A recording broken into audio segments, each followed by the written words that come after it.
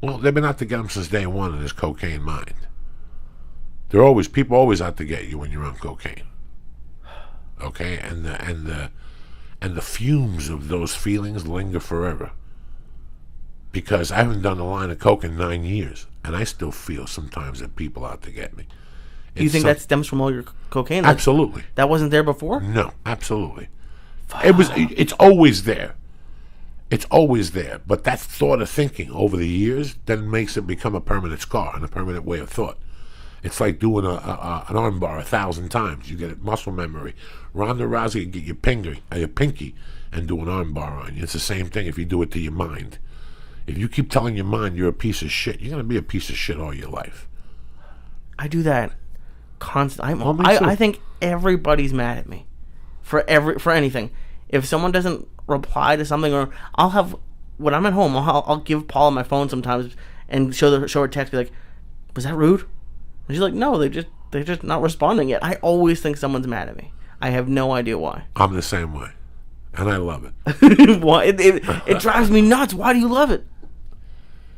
Because then you think of the situation and you think of why they're mad at you. And sometimes they're not even mad at you. Most of the time they're not. They just got stuff going on in their lives. Oh. But it's amazing to see where your mind goes. Mine goes to the worst, most evil. Mine goes to the worst fucking things. Oh my God, it's terrifying. Like, I'm trying to work on it, and I can talk myself down and be like, okay. The other night you all worried your wife was mad at you. Yeah, well, yeah. She's mad at me. She's mad at me. She's mad at me. She didn't like the way I talked to her on the phone. She's mad at me. She wasn't mad at you. No, yeah. Always happens. It always happens. It's not even just her. It's you. It's Steve Simone. It's anybody. No, sometimes you ask me, "You mad at me?" Not at all. I just answer the phone. I'm doing 1,000 things, and your family, so I can tell you to go fuck yourself. Let me call you back in 2 fucking minutes. I don't have to play a facade with you. There's nothing worse than you're doing something and somebody calls you. You have to take that call now, and you're doing 1,000 things, and he knows you're not focusing, and you know you're not focusing, and you're trying to type. Somebody called me today, and I was at the end of a fucking paragraph. And I had to get the phone because he had already called me last night and I was sleeping. So I had to get the phone. So I just picked it up and I go, "Hold on 1 second." I finished that fucking paragraph and I got back on. "I'm sorry, Doug, but you caught me in the middle of something. I didn't want you to think I was being rude to you." Right. And he knows you're busy. So he probably wouldn't have he would have understood if you called him back in 20 minutes. Listen, you don't want somebody calling you twice unless you fucking hate their guts. I don't want you to think that I'm avoiding you. Sometimes you just can't pick up the phone with that. I have 3 people in my life that call me at the worst fucking time. Like, if they fucking call, I'm fucking doing something. It never failed. It never fails. For me, it never fails. If I leave my phone upstairs and I leave for 2 hours and I come back, I can tell that person's always going to call. If I'm carrying groceries, that person's going to call. As I'm walking into an office for a dental, pussy checkup, blood work, or whatever, that phone rings, I know it's that person. Jesus. It's amazing. And if they called 5 minutes fucking earlier, they'd be fine. They'd be fine. And they piss me off when they don't answer the phone when I call them back. Like, when I call you in the morning and you don't pick up the fucking phone and then you bombard me at 6 when everybody else is calling me, I want to choke you. Because I called you 8 fucking hours ago. You're going to call me now at 6 when you know it's my busy fucking time. 5 to 7 is home run time. For more ways than one. The baby's on fire. The baby's on fire. It used to be that agents used to call and shit and tell you your audition. No. Yeah. Nobody calls me for business. The baby's on fire. So unless you want to hear chit-chat with a child yelling at you, don't fucking call my house. Don't call to talk to me between 5 and 7. Same thing from fucking 7 to fucking 10. I'm walking the baby to school.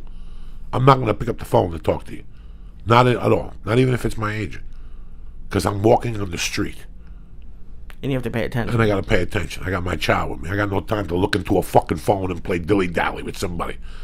In fact, I don't even take the phone when I walk the kid to school. Because I'm with my wife and the kid. I don't give a fuck. Unless you get hit by a fucking car. It's got nothing to do with me. I know you're home. So I don't give a fuck where the world is. Right. It's scary. It's scary how much attachment we have to our phones. Our friend Becky. That is why I leave the phone at home. Right. Becky, our friend, works at a flotation place, and I was thinking about going, and she's like, "Okay, it's about between an hour and 90 minutes." I was like, I couldn't. What if Joey called between? Like, no. Like, an hour is perfect. Right. An hour, that's somebody fine. can wait, but you can call your mom and go, "Mom, I'm going into something for 2 hours. Don't fucking drop dead on me." and you call your dad and say, don't drop down. I mean, if you hear the phone ringing in the other room, you know it's some Joe Jerkoff calling you. And do you follow me? So I know what time people are going to call me. And you're not gonna, listen, my agent don't get in until 9:15, 9:30. By that time, I'm back. And the other people don't get in until 10, 10:15. So I have no reason. I talk to you at what time? 7. Boom. It's over. I leave the phone, I come here and I write, or I go drink coffee and I write, or I go outside and I write. I don't need to talk to nobody on the phone. I don't need to talk to nobody on the phone. When I walk to the school, the phone stays at home. Does it really? Yeah. When I go to jiu-jitsu, yeah, I'm with my family. What do I give a fuck? What are you going to call me and tell me I don't know already? But what if you like had an emergency? Like you don't. What emergency? I don't know. You fell and broke my your wife. leg. Let her take the fucking phone with her. Okay. Let her take the fucking phone. She texts, she does all that nonsense. When I go to jiu-jitsu, phone stays in the car. Unless it's 90 degrees, then it stays at home. Why would I take the phone into my fucking place of working out? For what? My daughter's at school and my wife's got the phone if something happens to her. If something happens when I get out at 1, I'll pick up the fucking phone and call you back. Yeah. No, I forced myself not to have that piece of shit on me. Somebody was mad at me this weekend for, I messaged you on Facebook. Number one, dog, I ain't got Facebook on my phone because I really don't give a fuck about it. I got 2 things on my phone that matter. My personal email and Twitter. And I'm about to drop Twitter. Really? Yeah, that's it. Just do it straight from home? Just do it straight from home. I don't want to be on Twitter when I'm out of the house. I don't be anywhere. I don't care less about none of that shit. Once I'm out of the house Saturdays and Sundays, I don't look at Twitter. If you message me or put one of those things on my timeline, I don't know what it's called, you're in no danger. Don't bother me on Saturdays and Sundays because I don't even look at Twitter. That's the discipline, so I don't get controlled by it. I don't want to get controlled by that dumb shit. What the fuck are you giggling about? No. Why did you like him? What did he do? He did an error. I knew a second ago, but now keep going from where you told it, because then You know that little forehead you got?